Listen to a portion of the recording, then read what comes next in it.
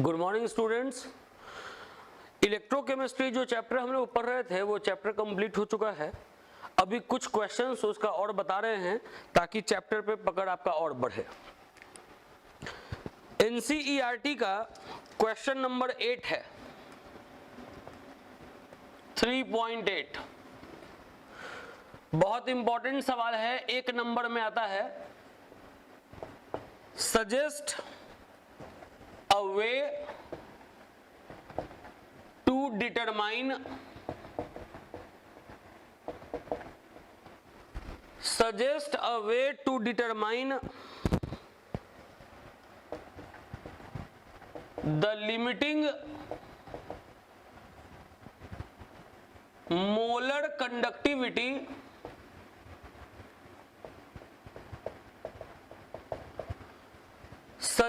a way to determine the limiting molar conductivity value of water. Suggest a way to determine the limiting molar conductivity value of water. Question यही है कि water का limiting molar conductivity का value आप कैसे बता सकते हैं। देखिए, वाटर एक वीक इलेक्ट्रोलाइट है। इसका अगर लिमिटिंग मोलर कंडक्टिविटी अगर देखिए तो अगर कोलरॉचेज लॉ लगाइए तो कोलरॉचेज लॉ कहता है कि limiting molar conductivity of an electrolyte can be represented as sum of individual contribution of cation and anion of that electrolyte. तो वाटर का लिमिटिंग मोलर कंडक्टिविटी इसके जोड़ के बराबर होगा।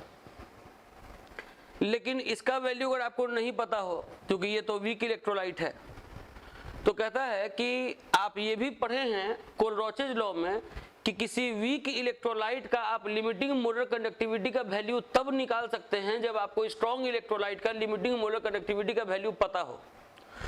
तो आपको एक ऐसा स्ट्रॉन्ग इलेक्ट्रोलाइट चाहिए जिसमें H+ हो, जैसे HCl। आपको एक ऐसा स्ट्रॉन्ग इलेक्ट्रोलाइट चाहिए जिसमें OH हो, जैसे NaOH।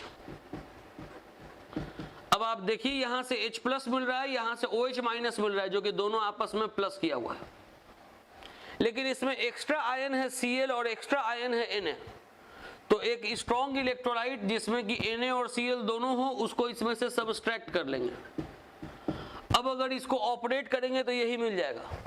तो अगर हमको HCl का लिमिटिंग मोलर कंडक्टिविटी, NaOH का लिमिटिंग मोलर कंडक्टिविटी और NaCl का अगर लिमिटिंग मोलर कंडक्टिविटी का वैल्यू अगर हमको पता हो तो हम लोग वाटर का लिमिटिंग मोलर कंडक्टिविटी का वैल्यू निकाल पाएंगे।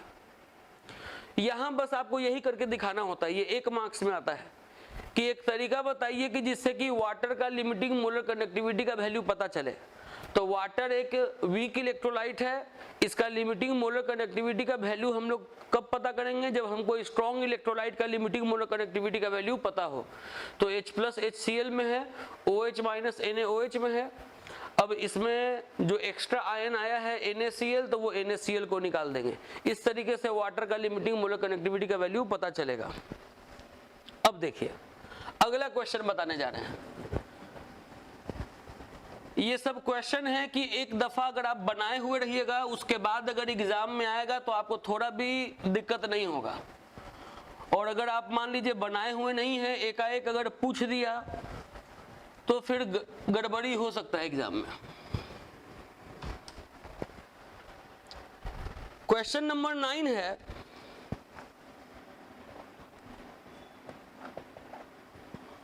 क्वेश्चन नंबर 9 लिखेंगे, the molar conductivity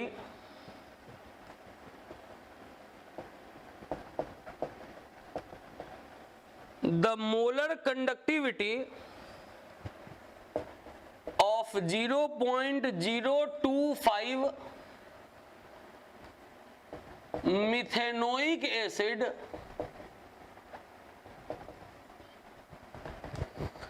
The molar conductivity of 0.025 methanoic acid is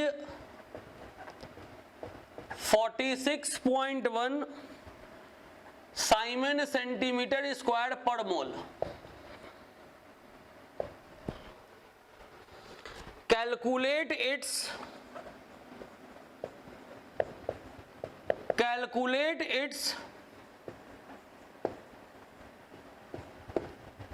degree of dissociation,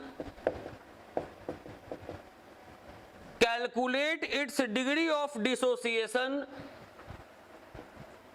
and dissociation constant, and dissociation constant।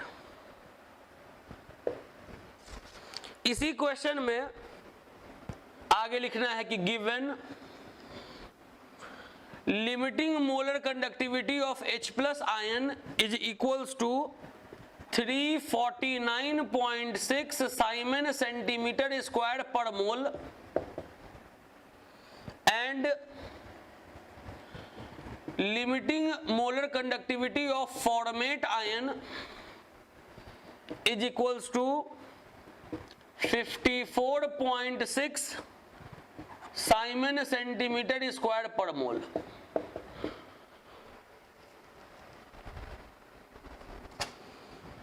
देखिए, सबसे पहले तो आप डेटा लिख लीजिए कि क्या दिया हुआ है, क्या पूछ रहा है। मोलर कंडक्टिविटी, यहां पर बड़ा वाला m छूट गया है, इसके बाद लिखा हुआ है methanoic acid. Molar conductivity of इतना m मिथेनोइक एसिड इज इतना।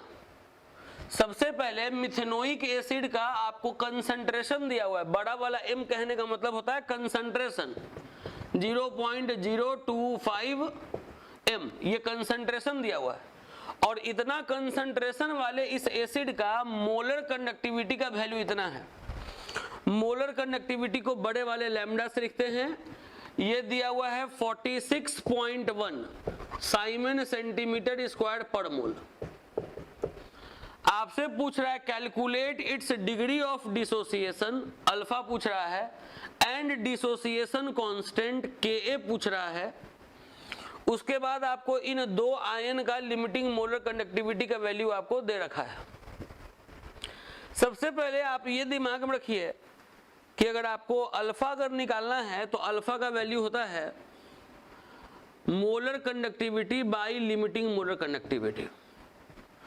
तो मोलर कंडक्टिविटी तो आपको क्वेश्चन में दे दिया है, लिमिटिंग मोलर कंडक्टिविटी अगर आप निकाल लीजिएगा तो आपको अल्फा निकल जाएगा। करेंगे क्या कि लिमिटिंग मोलर कंडक्टिविटी निकालेंगे मिथेनोइक एसिड का, HCOOH का। लिमिटिंग मोलर कंडक्टिविटी हम लोग मिथेनोइक एसिड का निकालेंगे, HCOOH का। एक कार्बन के एसिड को मिथेनोइक एसिड कहते हैं।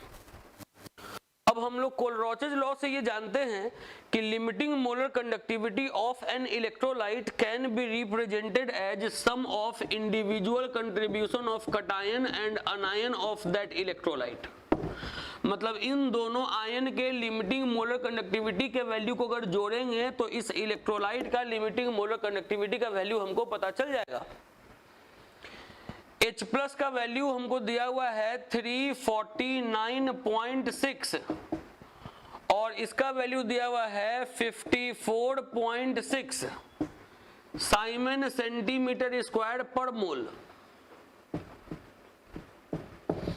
इसको जोड़ेंगे तो 404.2 साइमन सेंटीमीटर स्क्वायर पर मोल। अब जैसे ही ये आ गया तो अब हम लोग अल्फा निकालेंगे। मोलर कंडक्टिविटी का वैल्यू दिया हुआ है 46.1 और ये निकाले हैं 404.2। दोनों का यूनिट सेम है तो यूनिट नहीं लिख रहे। अब अगर इसको आप डिवाइड करिएगा तो आएगा 0.114।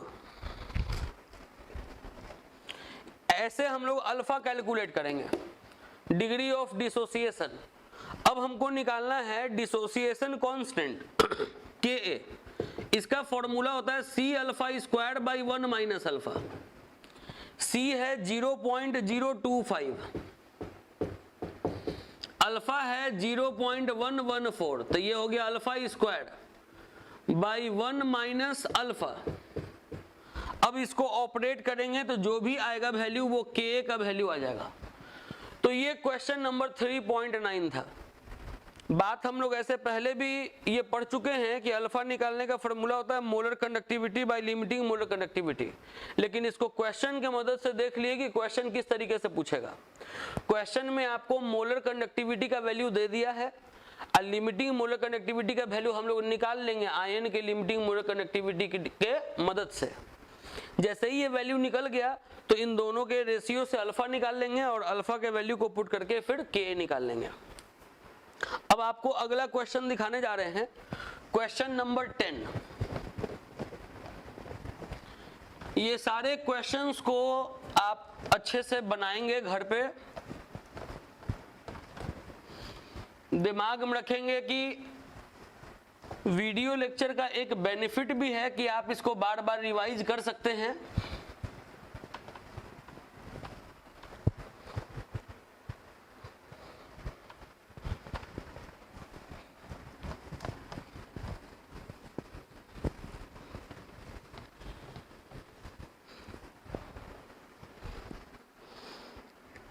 चलिए अगला सवाल लिखते हैं,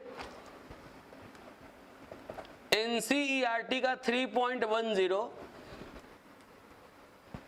if a current of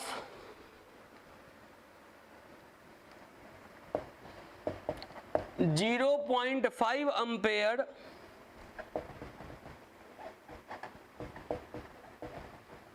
flows through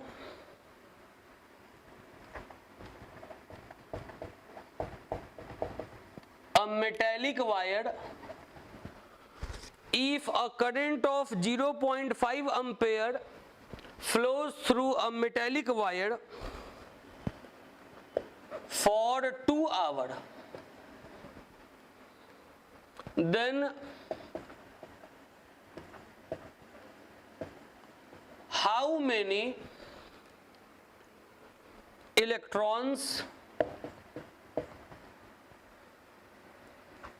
would flow through the wire?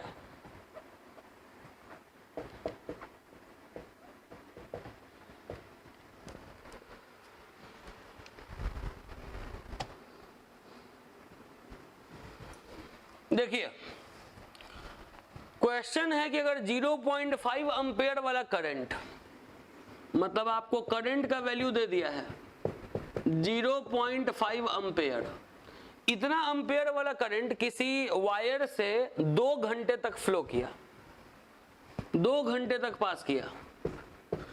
Time को हमेशा हम लोग सेकंड में रखते हैं, तो आवर को पहले मिनट में चेंज किए, फिर इसको सेकंड में चेंज किया। तो कह रहा है कि अगर हम लोग 0.5 एम्पेयर वाला करंट किसी वायर से 2 घंटे तक पास किए, तो आपको बताना है कि कितना इलेक्ट्रॉन उससे पास किया होगा, कितना इलेक्ट्रॉन उससे फ्लो किया होगा। इसको तो पहले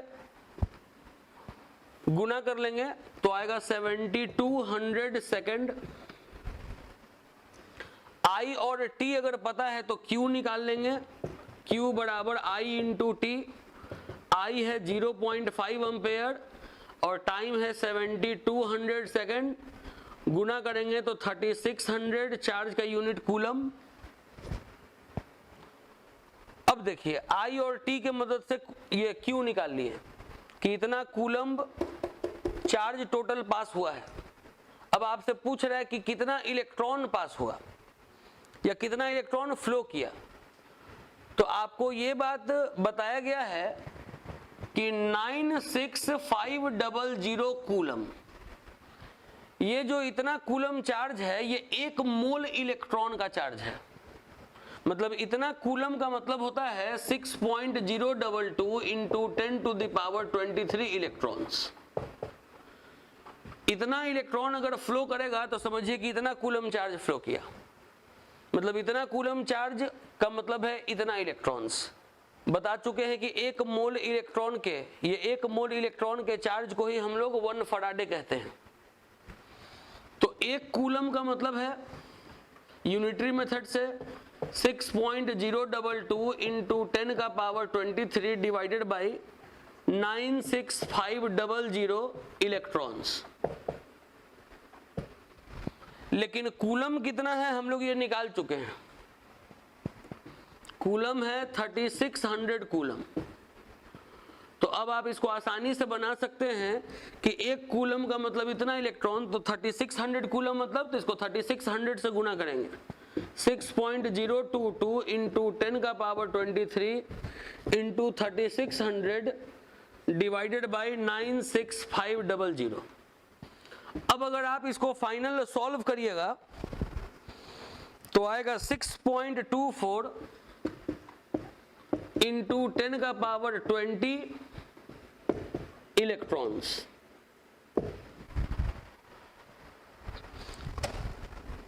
चलिए अब इसके बाद एक छोटा सा 1 नंबर का क्वेश्चन बताने जा रहे हैं। वो क्वेश्चन 1 मार्क्स में ही आएगा जब भी आएगा।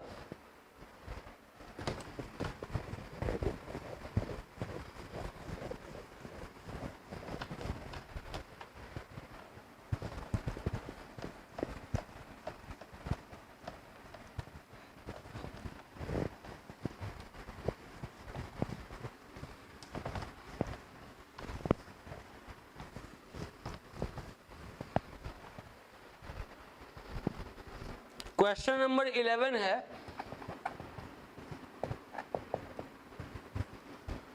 Suggest a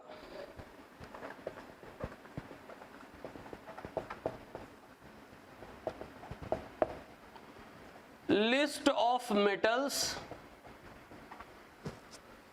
suggest a list of metals that are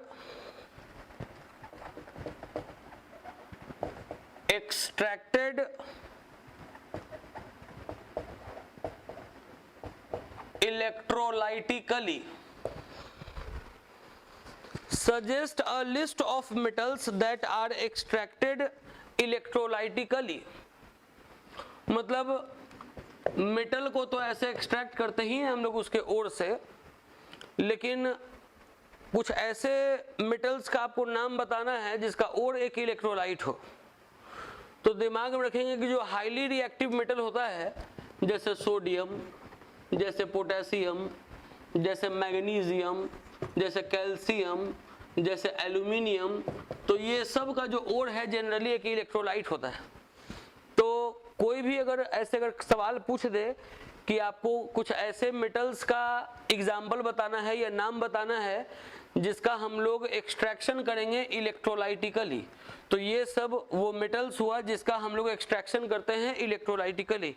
ये याद रखना होगा, 1 नंबर के क्वेश्चंस में ये इंपॉर्टेंट है।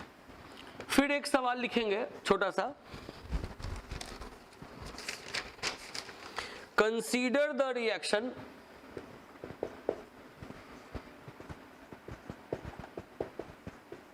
Consider the reaction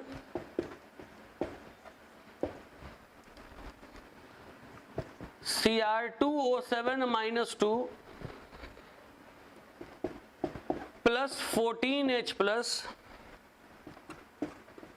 6 electron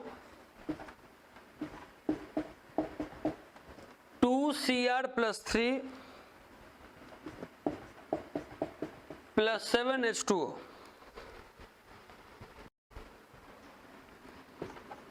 What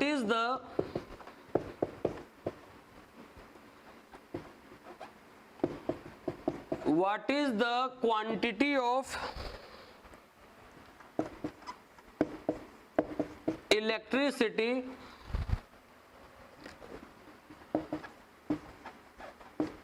in coulomb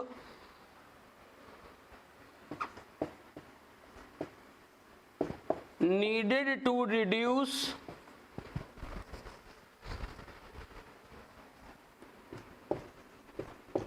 1 mole Cr2O7 minus 2। देखिए आपको ये एक रिएक्शन दे दिया है और आपसे कह रहा है कि कितना कूलम चार्ज का जरूरत है अगर 1 मोल Cr2O7 minus 2 को रिड्यूस करना है। ऐसा हम लोग फैराडे लॉ ऑफ इलेक्ट्रोलाइसिस पढ़ने के पहले पढ़े हैं। देखिए इसमें आपको यही बताते थे कि जैसे जो रिएक्शन दिया हुआ है पहले लिख लीजिए, Cr2O7 - 2 plus 14H plus 6 electron 2Cr + 3 7H2। पहले यहां ये जो लिखा हुआ है कि टू रिड्यूस Cr2O7 - 2, तो आप जान जाइए कि ये इसमें रिड्यूस कर रहा है। कैसे? अगर आप यहां पे क्रोमियम पे चार्ज निकालिएगा तो क्रोमियम पे चार्ज +6 आएगा। अगर आप ऑक्सीडेशन स्टेट के माध्यम से अगर यहाँ पे क्रोमियम पे चार्ज निकालिएगा तो क्रोमियम पे चार्ज यहाँ पे +6 आएगा, और यहाँ देख रहे हैं कि +3 है, तो यहाँ रिडक्शन हो रहा है। अब एक Cr2O7 - 2 है, एक Cr2O7 - 2, तो इसको रिड्यूस करने के लिए 6 इलेक्ट्रॉन चाहिए, 6 इलेक्ट्रॉन। लेकिन क्वेश्चन में है कि एक नहीं, 1 मोल अगर Cr2O7 - 2 है तो उसके लिए फिर 6 मोल इलेक्ट्रॉन चाहिए।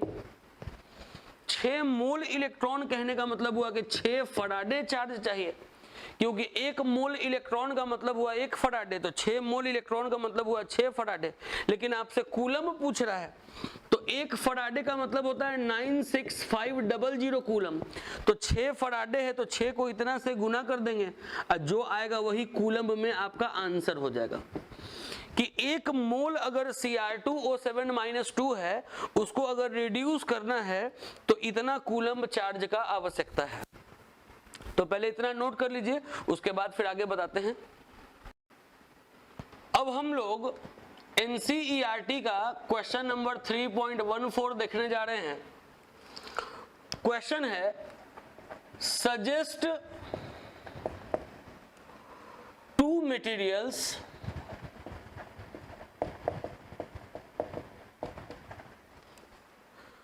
other than hydrogen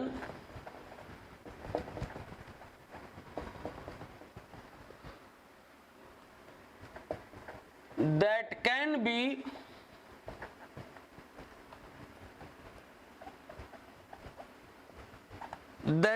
be used as fuels in a fuel cell। पिछले क्लास में आपको टाइप्स ऑफ सेल बताए थे कि सेल 2 प्रकार का होता है, एक होता है प्राइमरी सेल, एक होता है सेकेंडरी सेल। जिसको आप चार्ज कर सकते हैं वो हुआ सेकेंडरी सेल, जिसको आप चार्ज नहीं कर सकते हैं वो हुआ प्राइमरी सेल। एक उसमें फ्यूल सेल भी दिया हुआ था, जिसमें आप जब तक फ्यूल का सप्लाई करवाते रहिएगा तब तक वो आपको इलेक्ट्रिसिटी देते रहेगा। मतलब ये एक प्रकार का जेनरेटर समझ लीजिए, जिसमें आप जब तक फ्यूल दे रहे हैं तब तक इलेक्ट्रिसिटी प्रोड्यूस हो रहा है, फ्यूल देना बंद कर दिए, इलेक्ट्रिसिटी देना बंद कर दिया। अब हम लोग उसमें पढ़े थे हाइड्रोजन ऑक्सीजन सेल। तो यहाँ पर यही पूछ रहा है कि हाइड्रोजन के अलावा और कौन सा फ्यूल यूज हो सकता है फ्यूल सेल में। तो दिमाग में रखिए कि ये सब जो है methane, propane, carbon monoxide, oxygen, ये सब सब्सटेंस यूज हो सकता है फ्यूल के रूप में फ्यूल सेल में। तो यही आपसे पूछ रहा था कि 2 मटेरियल का नाम बताइए। देखिए हम ये इतना लिख दिए हैं कि हाइड्रोजन के अलावे और कौन सा यूज होगा। अब इसके बाद एक क्वेश्चन हम लोग और करेंगे, लेकिन सबसे पहले थोड़ा सा वो क्वेश्चन लिखने के पहले आप लिखेंगे कॉपी पे कि कोरोजन क्या होता है। कोरोजन देखिए, जैसे लोहे में जंग लगना कोरोजन है। कोरोजन क्या है? The process of eating up of metal. जैसे अगर कोई मेटल है, अगर धीरे धीरे खोखला होता चला जाए, the process of eating up of metal by action of air and moisture.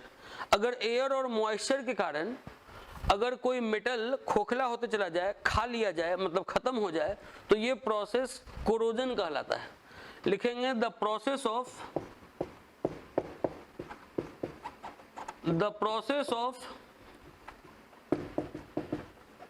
eating up of metal by the action of by the action of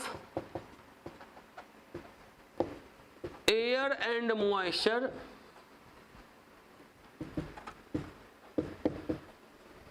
is called corrosion. Atmosphere में अगर कोई मेटल अगर कोरोड कर जाए, metal अगर खत्म हो जाए, खोखला हो जाए एटमॉस्फेरिक प्रोसेस में, मतलब कि एयर के मदद से या मॉइस्चर के मदद से, तो कहते हैं हम लोग कि मेटल कोरोड हो रहा है। एग्जाम्पल है लोहे में जंग लगना, रस्टिंग ऑफ आयरन। लोहे में जंग लगने के लिए जो नेसेसरी कंडीशन है वो ये दो है, एक प्रेजेंस ऑफ मॉइस्चर H2O, दूसरा प्रेजेंस ऑफ एयर।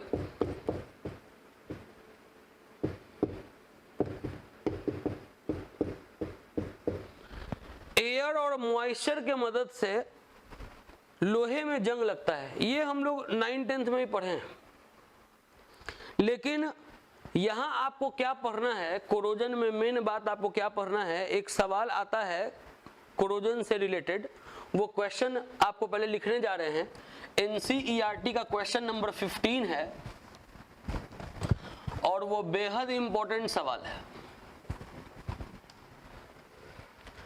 पहले तो कोरोजन बता दिए कि कोरोजन क्या है।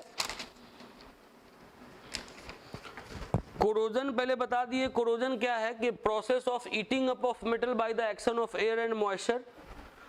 एग्जाम्पल बता दिए कि है लोहे में जंग लगना। लेकिन क्वेश्चन क्या पूछेगा एग्जाम में वो देखिएगा, NCERT का क्वेश्चन नंबर 15 है और देखिए इसको कैसे कोरोजन को इलेक्ट्रोकेमिस्ट्री से रिलेट कर रहा है। क्वेश्चन है कि explain how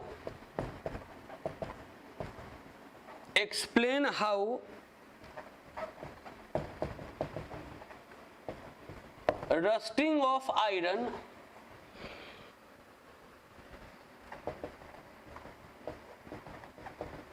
is considered. Explain how rusting of iron is considered as setting up of an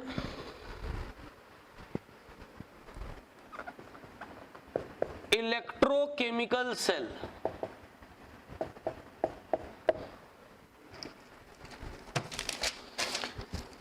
देखिए ये जो क्वेश्चन है ये बेहद इंपॉर्टेंट है।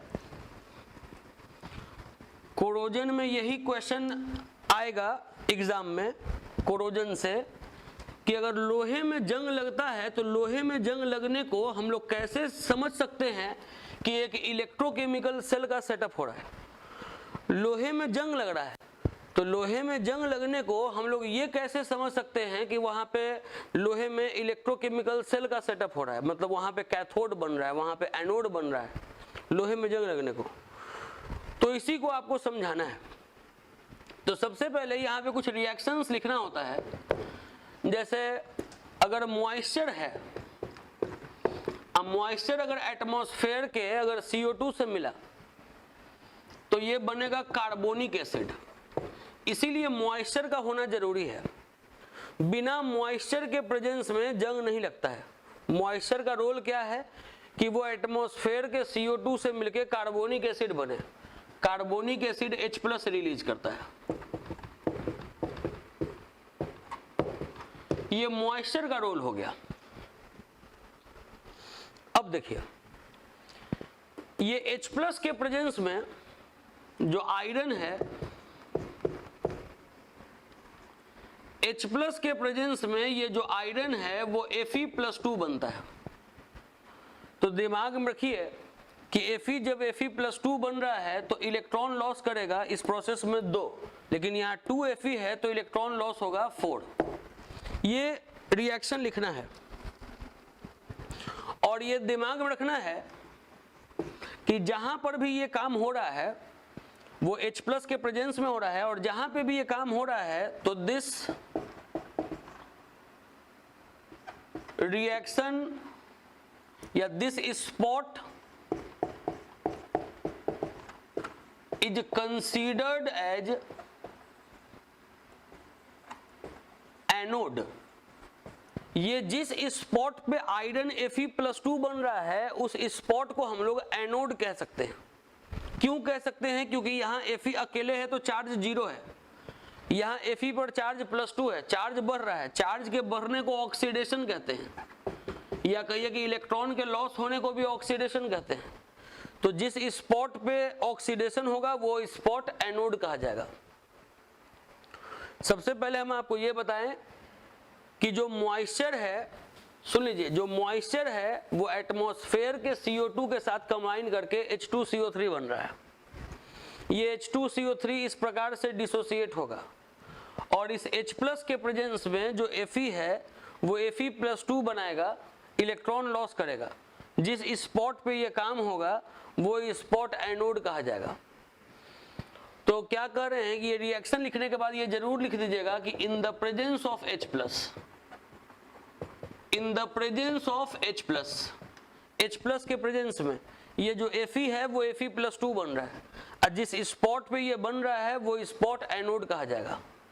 ये जो इलेक्ट्रॉन है ये इलेक्ट्रॉन उस स्पॉट पे जाएगा जहां पे एयर हो। ये जो इलेक्ट्रॉन यहाँ लॉस हुआ ये इलेक्ट्रॉन मेटल के थ्रू फ्लो करेगा और उस स्पॉट पे पहुंचेगा जो स्पॉट पे एयर हो, ऑक्सीजन हो। लिख रहे हैं the electron flows through metal to another spot where oxygen is present। अब वहां क्या होगा कि ये जो इलेक्ट्रॉन है